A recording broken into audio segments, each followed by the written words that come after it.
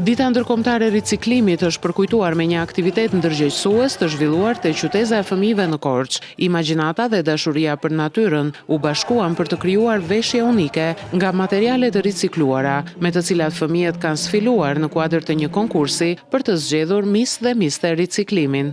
Këtë veshje e kam bërë me gazetat që lexonte gjyshi dhe me një çadër të vjetër. Unë kam bërë këtë veshje duke marrë një qese plastike dhe i vënë disa letra me xixa dhe kam marrë një karton e kam prirë në formë re dhe i kam vendosur pamuk sipër dhe i kam varur disa penj dhe i kam vendosur si pika shiu. Unë kam përdorur mbulesat e tapetëve dhe mbulesën e parketit të ri. Edhe jam mbreti letrave dhe kjo shen do të thotë që unë jam i letrave. Kam përdorur theshin, një kapele që kam mbuluar me theshe dhe goglat jeshile. Ky aktivitet solli një mesazh të fortë kujdesi për natyrën, duke treguar se çdo gjë mund të marrë jetë me pak kreativitet dhe dashuri për mjedisin. Kjo është hera e dytë që ne bashkëpunojmë me qytetin e fëmijëve për të organizuar një konkurs të tillë. Ky është një konkurs i cili na bën të shohim mbetjet në një këndvështrim të ri.